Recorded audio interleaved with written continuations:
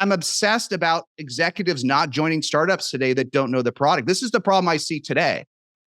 So many veterans that work 10 years wherever, they don't really learn the product before they start if you don't know the product. How can you survive? It's just brutal, right? One of the things we did at HubSpot is we hired a new rep. Their training wasn't sales training. Their training was, okay, you got to learn HubSpot.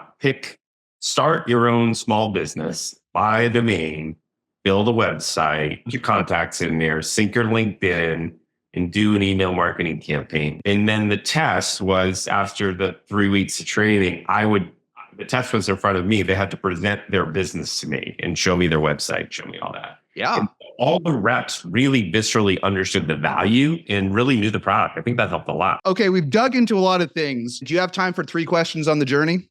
So Sure. Brian did a LinkedIn post and a Twitter that got a lot of engagement. On YouTube and others, I'll link to it. It was on the journey. At first, I thought some of it might be looking backwards too much, but actually, it's all pretty darn good. I'd encourage everybody to read it. A couple of things that stood out, well, a lot of things that stood out to me. Let me pick 2 out of order. One was something you said that I just think is so helpful. And it was something that Dev from Mongo said years ago at SaaStr that I missed. I just refound it.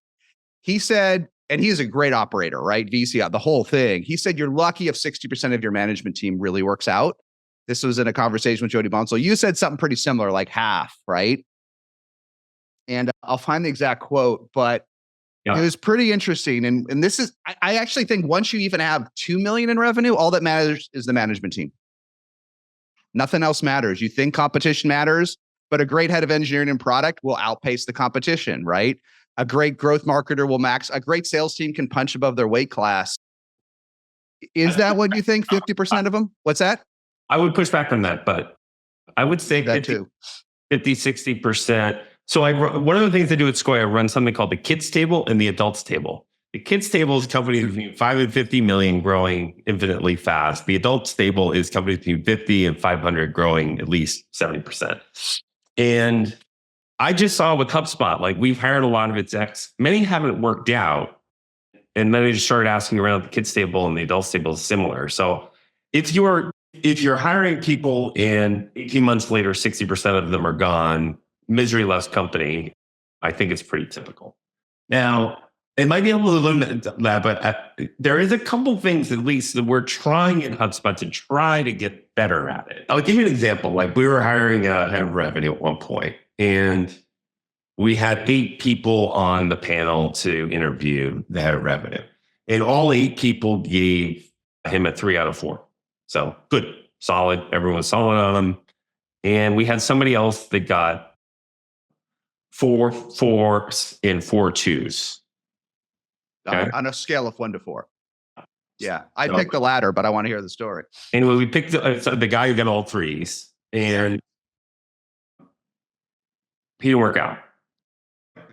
And my lesson is, and he didn't work out for a lot of reasons, but one of the reasons is we hired for a lack of strengths, we hired for lowest common denominator. We didn't hire for someone who's spiky, and I think you should hire for somebody who's spiky. I also think the person you're hiring, there needs to be at least one person. It's like a venture deal at Sequoia. It needs to be at least one person around the table that is, I gave this person a 4. By hook or by crook, I'm going to make this person successful. And if it's all 3s, everyone's like, somebody else will worry about them. So that's one thing.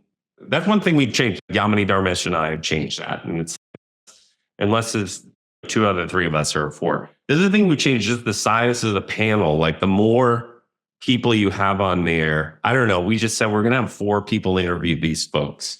And we just trust these 4. It's Dharmesh, Yamini, myself, maybe one other person. Yeah. And if we got a couple 4s on there, as long as we don't have a bunch of 1s, like we're going to go with it. So we go for spike here. We go for smaller panels. I don't know. I feel like our last 2 hires were excellent. Still honeymoon period, but everyone's feeling really good about them. Those 2 little hacks helped us. The other hack that's helped us is we just don't hire anyone from Google or Microsoft or a giant company that it's like a different level of abstraction from where we're at and is used to having, a lot of staff and a lot of help around that. A lot Maybe of staff. we're still earlier in our journey, but we like to hire people, call it ServiceNow or Atlassian or companies like that. They're a little ahead of us on the journey who have seen the movie recently. Good one. We've had bad luck with the Microsofts and the Googles. Not that they're amazing, just didn't fit. Yeah. Let me ask you 2 questions about that. So with these refinements, what percent of the VPs, not putting the last 2 on the spot or anything that you just hired, but what percent do you think can you make successful? Is it higher than 60? Is it 70? What's a yardstick where it's you, not them? What percent could you expect to work out? The learnings are relatively recent, like the last 6 months. We had a bunch of turnover and it was like, man, we got to rethink how we're doing this. And those are 2 of the changes we made. And frankly, Jerry's very much out on this, but we're all feeling pretty good about it. And I do think like when they fail, that 60%, part of it is HubSpot's got a unique culture. It runs pretty heavy on the tracks. It's very much a culture, like a first principle thinking type of culture. So if you come in with like your playbook of how you did it at Salesforce.com and we're going to do it here, the immune system will push back pretty hard on you. And so part of it is, I think it's not the easiest place to join. I think it's an amazing place, but I think, half of it is the person we hire and how we hire them. And part of it is our culture is unique and it's special. Yes. All right. One other question. Maybe this one's a slightly tough one. So this has nothing to do with HubSpot. This is my life experience. When you hire the folks a stage ahead, you're like, oh, listen, we want Atlassian and ServiceNow. So it's nothing to do with at HubSpot. This is what I saw at my tenure at Adobe. The problem with some of those folks is they're often the ones that got fired. Like they're not like, HubSpot is more dynamic than Atlassian. I get it, but Atlassian is still, it's not like this when these almost peer executives, right? How do you make sure they're jumping for the right reason? We really try to figure that out. It's complicated, right? But we almost never hire somebody where we don't know somebody on the inside that we can really check it. Like, anyway, we really try to avoid it. What happens a lot. Yeah. So right now we're looking for a VP or SVP of FP&A, for example. The woman who left HubSpot got a CFO job. She's terrific. We're looking for a replacement. And the person we're talking to, I'm not saying the company she's coming from, got passed over for the CFO job at her company. The company in question is talking about going public. They want somebody who'd been there, done that in the public company. And she got passed over. She wants to be a CFO, blah, blah, blah, blah. And so we're getting her. I like that. I'm cool with that. I'm not cool with somebody who got pushed out. And we try to suss that out. Yeah, it was tough. It was I think a lot has changed, but when I was at Adobe, the hiring criteria for a VP, it was to hire a VP to give them that title, right? At whatever level of VP it was, they had to have been a VP at a peer company. We don't say that, but. So what was crazy was you could only hire from Intuit, Microsoft. And so they were always people that got pushed out or fired because I'm going to go from VP of SVP of whatever at Microsoft to SVP of whatever at Adobe. There are instances, but it's tough. You got to hire the director or something to have a reason to go to. So everyone I met through the recruiting was just fired from one of the peer companies. I'm like, I can't do that, man. All the VPs of engineering candidates they brought in, they were all fired. Policy. They must have. Don't you think they would? They did. And I thought it was crazy, but I get it. It's just too tight, right? We have to have a standard. So you could come in, but otherwise you'd have to come in as a director or something. Demotions are tough too at bigger companies, right? People don't vibe the demotion. No. The other thing I would say about all this stuff is I see it. I saw in every round HubSpot raised, the new venture capitalist comes on board. And first thing we need to do is upgrade the team. And I just think homegrown talent is dramatically underrated. Like you look across HubSpot's management team, like if you go to HubSpot's management team now, everybody's been there at least 10 years. They grew up in their career with us. Our head of product, our head of engineering, like pretty much everybody A bunch of them we hired out of business school, out of engineering school. It came up through our farm system. And I think VCs are too quick to discount that. And they get all the context, they bleed orange, like it's, and if you look at Apple and Microsoft, like there's a lot of that. And so I think that's a best practice particularly for new venture capitalists that maybe, I think that's an overrated best practice. Yeah, I think this is, I just got two more questions for you, but this is one of the follow-up on this was your theme in the post on homegrown talent, right? It's the least risky bet you have, right? Is backing your winners that you have in-house, right? Bringing in outsiders until you have to is so risky. Super risky. So risky, right? The other thing I would say is, okay, you get this director, you want them to become a VP or whatever, and you put them on a development plan and all that. I'm against conventionalism, but there's a lot of conventionalism out there. It's like you need to develop them, and the boss needs to develop them, and they need the internal mentors. And no one was ever like, I'm your mentor, he's my mentor, she's my mentor. I never went through like a training program. I just was self-motivated, and I like to learn, and I tried to get better. And yeah, I would ask my boss for advice, but most of my boss was like leaning on my head. And so I underrate organizations' ability to develop the up and comer. Yeah.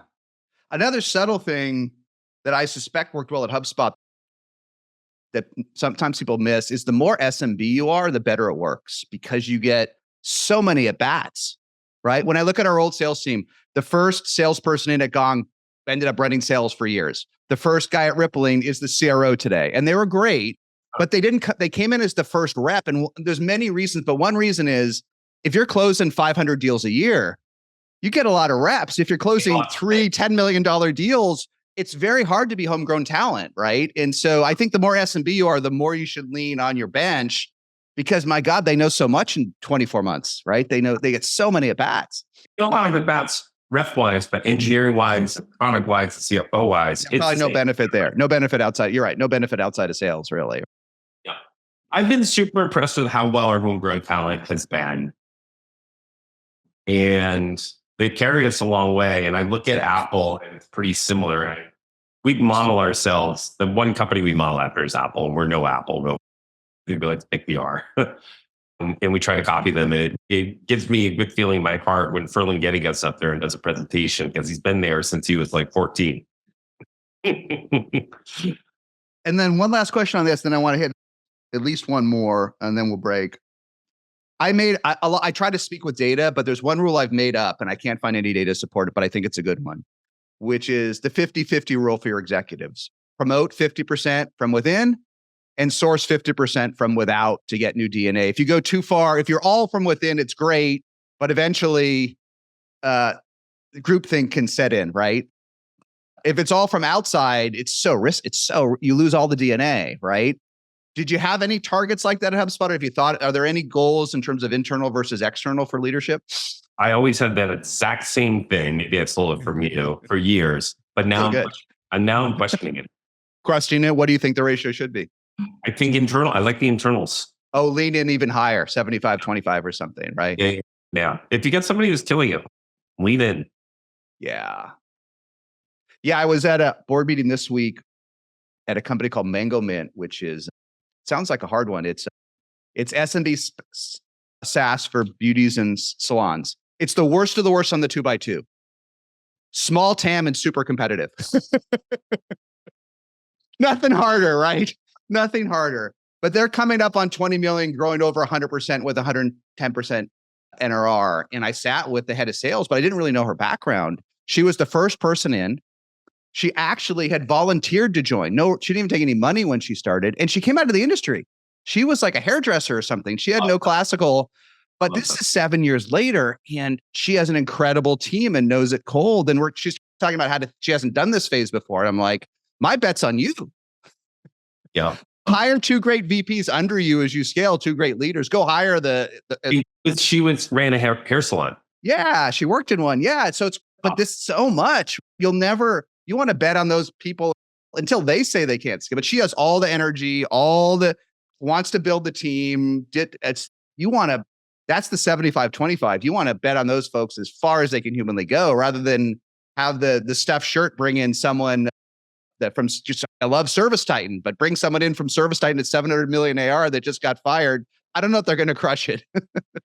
And how do you think you did? I'll ask you a question. Back at Adobe, when you hired that person from Intuit, was the VP, you kept the person at VP level, and they were fired from their head of QuickBooks, blah, blah, blah. Yeah. Did it work ever? Here, the market share went from 28% to 11%. So what do you think the answer is? Market share of what? E-signature space. When we sold, this is why it was stupid to sell. We had 28% market share by revenue and maybe 40% by transactions because we were cheaper than DocuSign. It was 11 within 2 years of me leaving. Why? It's hard to go from 28 to 11, isn't it? In a subscription business, you gotta Yeah. work. It stayed for a while when my sales team stayed. They stayed a while, but as soon as they were left, and it was those, and it sounds critical, and it is critical, but it's also just a learning, right? The market share rapidly decayed after the team was gone. And now I suspect it's in single digits. And it retreated. Some of it's for logical. They retreated to verticals they liked, like government and education. But the problem is we were good in tech and sales. And so they retreated to areas we were weak. So if you retreat to areas you're weak, you can push it through the channel, but it's like a double whammy, isn't it? But that's what happened. Going from 28 to 11 in SaaS is hard with renewals and stuff. It's hard. I'm not sure you answered the question I asked. Sorry, I thought the number might answer. Maybe I misunderstood the question. Yeah, answer macro, but and you're at Adobe, you're hiring people, you hire that Intuit person. Yes. They got fired, but they're not a chump if they're repeated into it. Not a chump. Did they ever work out? Were they ever great? No. And listen, the real reason is, and this is what I obsess about now. I obsess about this. They never learned the product. They didn't even try. They ran the playbook and the strategy meetings and did the raw with the team, probably better than I could. I'm a raw guy, but I'm a little intense. Probably more kumbaya, but never learned the product. And I remember once, for example, as I was coming out, one of our biggest customers back in the day was Groupon. It was $1 million a year. Okay. And we were super early in mobile. Like we launched everything mobile the day it came out. But by that time happened, DocuSign's mobile app was much better than ours. Okay. So we had this tough meeting with Groupon. They're like, we love you, but like we need mobile to be better. And one of the executives stood up and we had this really limited integration in Acrobat Reader. Okay. That barely worked. And he put it up on a phone. He said, it works great. This is like not the right answer to what this person wants. This elegant workflow to sign the contract on the phone, not native, but in an app. Like we have it, but this just check the box answer, like just showing that a really clunky thing that doesn't work. Like that's when you don't know the product. And he wasn't technically wrong, but that's where you see decay. And so and I'm obsessed about executives not joining startups today that don't know the product. This is the problem I see today. So many veterans that work 10 years wherever, they don't really learn the product before they start. I'm just going to use the HubSpot playbook. I'm just going to use the whatever playbook. And people are tired and they just want a job and they don't learn the product and they just all fail. And that's what I saw. It wasn't that you're right. They had good management skills, right? They had good leadership skills, but how can you survive today if you don't know the product? How can you survive? Maybe you can sell these old core products, right? The core, but that's the part. It's just brutal, right? It's just brutal. So that was what I knew it, but that's just never knowing the product.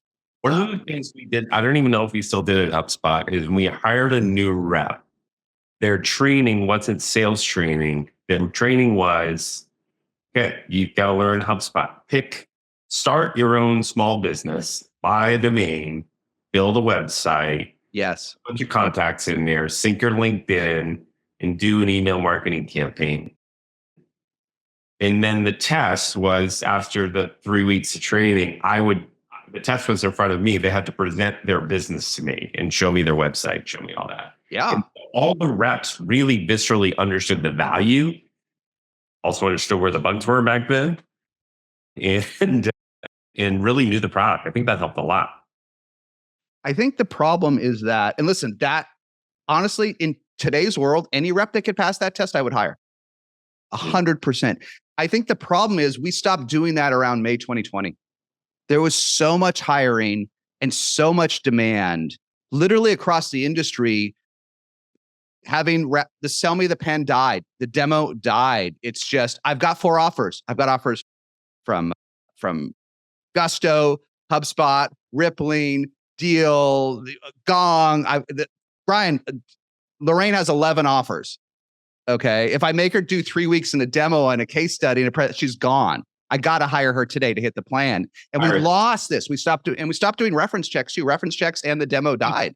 After we hired them. So once they get hired. Oh, this is after. Okay. It's too much to do it before. Yeah, I agree on the reference checks. Everyone get very lazy on reference checks. It just ended. Yeah, I guess if you do it after, it's okay. It is, I think, I still find, instead of like classic sales training, we did HubSpot product. Like you got to learn how to set it up. Got to do it. You got to be an expert. And yeah, I would say 90%. Every time I have an interaction with sales or customer success, I use it as a lab too. I just find over 90% have no idea how their product works today. No, and I really think it's a legacy of these crazy times in 2020 when maybe it didn't matter. I think it's coming back. I think this is one of the meta issues for the future. I think we figured out a lot of stuff. I don't honestly think we figured out the people issues. I don't think it's coming back. And I tell you what I'm worried is, when this is a conversation so many CEOs and CROs have behind quiet doors, they'll never have in public or on LinkedIn because they're going to get fried for it, which is how do we do with folks that just honestly want to work 10 or 15 hours a week from home? And you can criticize them, but on the other hand, I almost get it, right? I'm working from home today. I think you're working from home. It could be worse, right? So I'm critical, and yet I have to also get it. I don't think we have the answers. And one of the answers folks tried is, okay, listen, we'll just try kids. We'll just try. The kids don't, what I'm speaking in, will be ageist. We'll hire folks that are 21 or 22. It's worse. I think it's worse. The expectations from TikTok and everything are worse. And so I don't think that's the solution. I can't hire anyone that started in 2021, but that's not working either. So I think AI has to bail us out. I think AI isn't just, I think it's the solution. We have to get, we have to get sales and marketing and support so good from AI that we're not reliant on the 50-hour work person that spends 2 months learning HubSpot and deploying you just asked my view. More on yours. I think this is a great unanswered question going into the future in B2B. We do not have enough people that want to run the old playbooks. I don't actually know this new generation that well. I knew millennials when I'm actually a big millennial fan. I'm a millennial fan. I will say something about the founders I meet, mostly through Sequoia, but also through Propeller. I worked very hard when we were starting HubSpot. The founders today are tireless. A lot of them are like, 20 hours a week. I don't have any life. And I think it's a lot of it's Elon. And he's like a new template for how you do this kind of thing. Yeah. But I have noticed like a change in the intensity of the work. And I'm not sure exactly how I think about it. I think that's what it takes. And almost all of them coming through these days have that. I've always thought obsession is a good feature in a founder, but that obsession taken to a bunch of them I talked to are 120 hours a week. It wasn't that way before. And so on the founder side, there's an intensity that is to me new in the last few years. Yeah, I think I think that's the weird thing. If you just meet with founders, you'll think they're harder working than ever, and they are. I think founders today work even harder. I thought about work every minute of every day, Saturday, Sunday, in the shower, on a run, but I didn't work as hard as Adam from Owner or other folks do. I didn't work 6.5 days a week and do nothing but work and lift weights, nothing else. I was like you. I'm constantly thinking about it. I probably put in maybe 6, but most of the people I know are 7 days. They're just ranking, and they see a window of opportunity and they're like, I'm going to march hard. So it's a weird world where the founders are working harder than ever. But then I just don't think all the folks we need to help us build these companies. And this sounds critical. I'm no longer critical. I think it's hard to find more than 10 people on your team that want to work at that intensity, right? And you can build this Elon thing. And there are cultures that do it. The owners and others have 50, 100, 200 people doing this, but I just don't even know. I honestly don't know where they find them because it's a needle in a haystack today. Because when we started in startups, you were crazy to do a startup, either as a founder or as an entry level. Everyone was crazy in startups. Everyone was crazy, right? And it's very mainstream. So it's tough, right? You can't expect normal people to be crazy. I agree. All right, what else you got? Okay, last one. This one's just one to pick out, but I'd never heard anyone say this before at scale. We didn't get any acquisition offers. We didn't. Salesforce never made a serious Never acquisition offer. No, and there was all this rumors Google was acquiring HubSpot. No, we didn't get it. Never. No. In 18 years or whatever it is, 18 years. We've had a couple snips, but no. By the way, it surprised me. I thought there'd be a lot of acquisition offers. So the little bit I worry when you say your company is 25 million in revenue, growing 300% and getting $1 billion acquisition offer.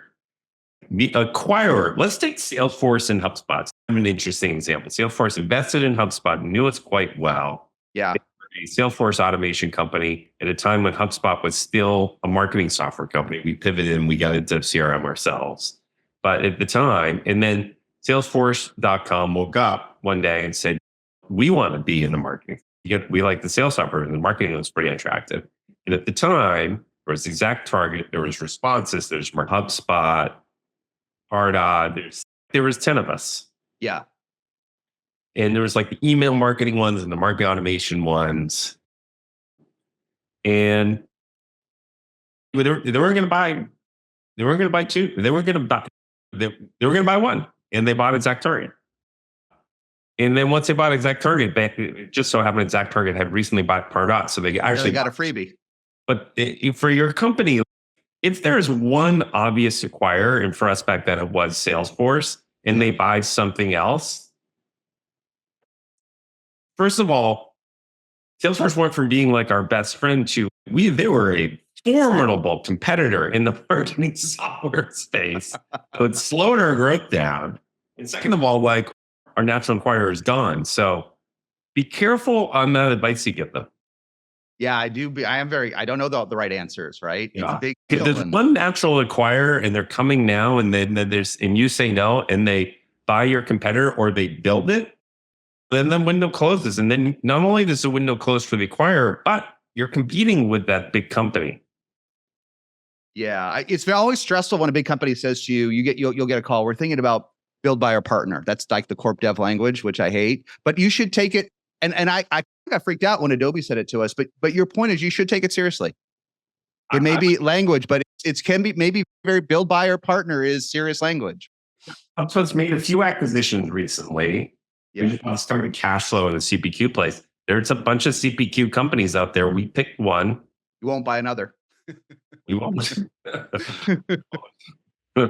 Would you have, it obviously wouldn't make sense if you open up Yahoo Finance today, but if Salesforce had offered you $1 billion pre-IPO, would you guys have taken it? I don't think so. We were pretty committed to building a standalone company. The line we always use, we still use, we want to build a company our grandkids would be proud of and build an anchor company in Boston and all that kind of stuff. So I don't think we would have. It would have been nice if someone offered, though. It'd be nice to be wanted, Jason. I think the reason I brought this up, not only is these stories great, I do think this is such good advice. I think when you read social media, especially what VCs say, it seems like there's a lot more M&A offers than there are. And there's tire kicking and there's emails. But one, acquiring a company is a much bigger deal for a tech company than you think. Maybe not for a P company. It's a big deal for Salesforce or HubSpot to buy someone. The soft costs are much, much more than the cash or stock. The soft costs are huge. The business process, it's a big deal, right? And VCs act like this happens all the time, but I don't think real offers happen all the time that are good. Real offers are rare, right? One company that I'm involved with just got acquired by Stripe for a good number. Yeah. And it's an early stage startup. And I asked him about the process.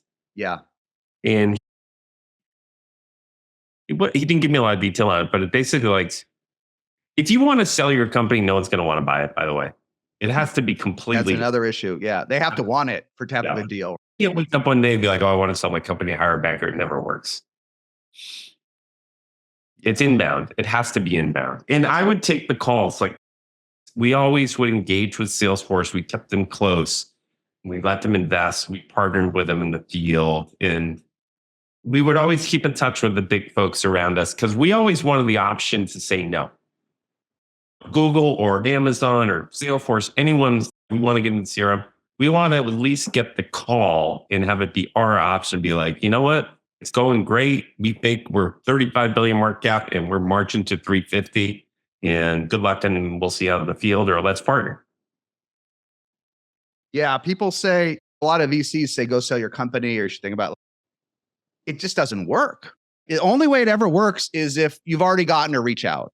Then it's somewhere between inbound and outbound, right? Keep in loose touch. And one of the things I did with Salesforce is we met them after our Series B. Yeah.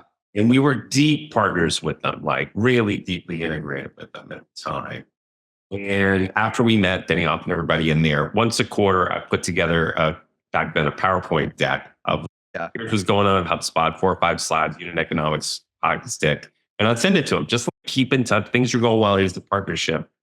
No one does that to me. It's surprising. Like I lead nurtured Mark Benioff and John Samorjai and Brett Queener and all those people back then for years. And even after they invested, and then once they acquired and became competitors, I ended the lead nurturing campaign. But I would keep in touch with them and nurtured the relationship. Yeah, you got to. I know we got to break it in a minute. When I was on the other side at Adobe, and Adobe did M&A was just coming back when I got there. It had gone on pause during the downturn, and they had lists. They had target lists, right? I don't know, and Salesforce is there got leaked a couple of years ago on Business Insider. It was really interesting because it's very methodic, right? They had a target list, and what I learned at Adobe is the target list in RBU and all the like 1 or 2 of them made total sense to me. But the other ones, I would never put them on the list. These are human driven. This is what Yamini and Brian and Dharmesh think. There's got to be one person. Yeah. And like their ideas may be tempered by where they live, who they've met with, who Sequoia knows, who Dharmesh is seed invested in.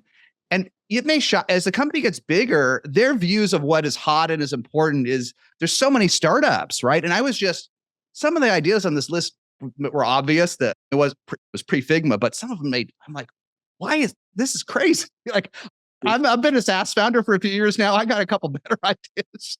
Yeah. We just bought a company we just made a couple acquisitions. We bought Clearbit. We bought Cashflow for CPQ. And we bought this company Frame AI. And in all the scenarios, there's kind of one person on the exec team who is like the champion. And I'm going to make this work. This is the idea. And there's pushback. And there's back. What about this company? I'm like, whatever. And gosh, it helps if it's the CEO. The CEO gets the biggest chip, right? Yes. I don't think Salesforce buys anything without Mark Benioff being excited about it. Yeah. It's funny. I'll tell you not to spend too much time. In the earliest of Ecosine, we got this soft acquisition offer from Salesforce, and John did it, and we all did the pitch. And it was for so little money. I said, I just can't afford it, but we did it anyway. And here's interesting. I can share the other interesting learning. Some of them probably don't matter because it was a long time ago. It was like a year 1 deal. But what was interesting is we failed the due diligence. And the reason we failed the due diligence is they said our engineering team wasn't strong enough. And what's interesting from that story is they were not only so good, but my CTO is one of the chief senior scientists at Adobe today. He's off the charts good. But that was so important. Like, you just don't know what the goals are. And that was a dumb reason. I get why they made the decision. He was cranky. Okay. And people matter in M&A too, right? Because you got to work with these people. And my CTO thought he came with his best outfit and best attitude, but he would always tell you why you were wrong. I love him, but it doesn't always work at big companies to tell but that's a weird reason to do it. And it was wrong, but right. So you just don't know what the motivations and goals and why they wanted to do ExactTarget over HubSpot. To me, it makes no sense, right? but there was internal logic to it, right? That we might not, even today, you might know, you could ask Scott, but we might not even know what the logic was, right? The only one says in the cases, those 3 acquisitions or decent sized acquisitions, that's what I did. The CEO, the founder and the CEO mattered, and we wanted to keep and retain that founder CEO. Yeah. It was like interviewing a VP. It's like interviewing a VP. Yeah, it's very similar to that. Is it a cultural fit? We think we could see this person here in 10 years.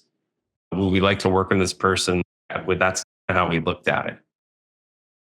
Yeah, people miss that. Like, you're being interviewed, and you don't even realize you're being interviewed, and the bet on the people, and it's just, it feels very transactional to a founder in some ways, and they don't realize how much energy is going into it at the acquirer. It's Clearbit, big deal, whatever. But that's years of downstream impacts, whether that deal works out or not. And just the human time, the distraction, the integration, all the internal meetings about how to integrate it, where to integrate it, pricing. It's like, that could be 10,000 hours of like expensive people's time. Forget it. It doesn't even matter what it costs to buy it in some ways, right? Jason, this was lovely chatting with you. You're the best. I need to run. Yeah, we're over. Brian Halligan, thank you for everything. Always great. And we'll see you soon. See you soon, buddy. Bye. All right, man.